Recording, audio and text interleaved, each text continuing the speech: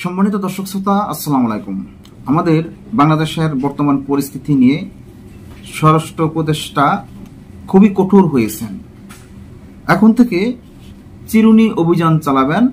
যত প্রকার মাদক কারবারি, সন্ত্রাসী, ছিনতাইকারী, চুরি ডাকাতি যারা করেন তাদেরকে চিরুনি অভিযান দিয়ে ধরবেন। আজকের জনপ্রিয় পত্রিকা ইত্তেফাকের একটা শিরোনামে দেখেছি, চিহ্নিত সন্ত্রাসীদের ধরতে এখন থেকে চিরুনি অভিযান হবে।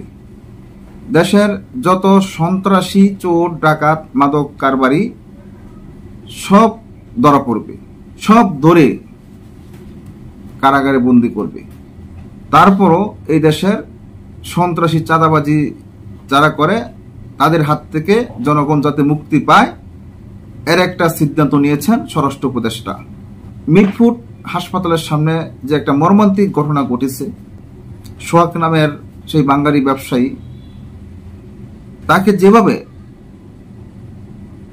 পাথরের আঘাতে, ইটের আঘাতে তাকে জখম করেছে, হত্যা করেছে, হত্যা করার পরও তার উপরে দাঁড়িয়ে লাফালাফি করছে।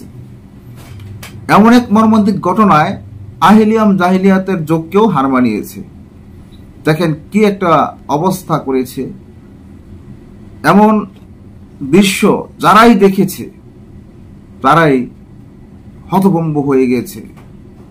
নিন্দার ঝড় উঠেছে সারা দেশ জুড়ে। তারা কোন দলের, তারা কি দল করে এটা খোঁজার এখন কোনো প্রয়োজন নেই। তাদেরকে অতি দ্রুত আটক করে তাদের উপযুক্ত বিচার করা প্রশাসনের দায়িত্ব। খুলনার যুবদলের এক বহিষ্কৃত নেতাকে গুলি করে হত্যা করেছে। হত্যা করার পর তার পায়ের রগ কেটে মৃত্যু নিশ্চিত করেছে এই দুর্বৃত্তরা। সেখানেও একজন আসামি ধরা পড়েছে। আরো যত আসামি আছে এবং মিটফুটের সোহাগ হত্যার যারা আসামি আছে সকলকেই ধরার একটা এমন একটি সিদ্ধান্ত নিয়েছেন।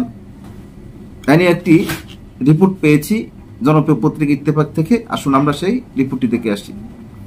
স্বরাষ্ট্র উপদেষ্টা লেফটেন্যান্ট জেনারেল মোহাম্মদ জাহাঙ্গীর আলম চৌধুরী জানিয়েছেন, চিহ্নিত অপরাধী ও সন্ত্রাসীদের ধরতে এখন থেকে বিশেষ বা চিরুনি অভিযান পরিচালনা করা হবে।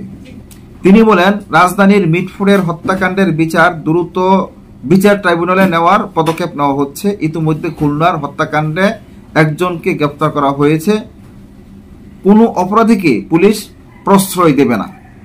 রোববার দুপুরে স্বরাষ্ট্র মন্ত্রণালয়ের সম্মেলন কক্ষে আইন শৃঙ্খলা সংক্রান্ত উপদেষ্টা পরিষদ কমিটির 11তম সভা শেষে সাংবাদিকদের তিনি এসব কথা বলেন। স্বরাষ্ট্র উপদেষ্টা বলেন, খুন, চুরি, ডাকাতি, চাঁদাবাজি, ছিনতাই, সন্ত্রাস, অপহরণ, নারী নির্যাতন, মব, সহিংসতা, মাদক চোরাচালান সহ সব ধরনের অপরাধমূলক কর্মকাণ্ডের বিরুদ্ধে আইন শৃঙ্খলা বাহিনী নিয়মিত অভিযান পরিচালনা করছে। পরিস্থিতি বিবেচনায় সরকার যে কোনো সময় চিহ্নিত অপরাধী ও সন্ত্রাসীদের ধরতে বিশেষ বা চিরুনি অভিযান পরিচালনা করতে পারে। এক্ষেত্রে সাধারণ জনগণ সহ সবার সহযোগিতা একান্তভাবে কাম্য। সম্মানিত দর্শক শ্রোতা, আজকের এই রিপোর্টের মাধ্যমে আপনারা বুঝতে পেরেছেন যে স্বরাষ্ট্র উপদেষ্টা যে পদক্ষেপ নিয়েছে, এই পদক্ষেপ মতো কাজ করলে দেশের যত সন্ত্রাসী, মব সৃষ্টিকারী, চোর, ডাকাত, নারী নির্যাতনকারী, চোরাচালানকারী সকলেই ধরা পড়বে। তাদেরকে ধরলে, তাদেরকে উপযুক্ত বিচার করলে হয়তো সামনে এ ধরনের কাজ করতে কেউ সাহস পাবে না। দেশটা একেবারে রসাতলে যাচ্ছে। এই রসাতলে যাওয়া থেকে কিভাবে এই দেশ মুক্ত হবে সেই কাজই করতে হবে। আজ এই পর্যন্তই। আল্লাহ হাফেজ।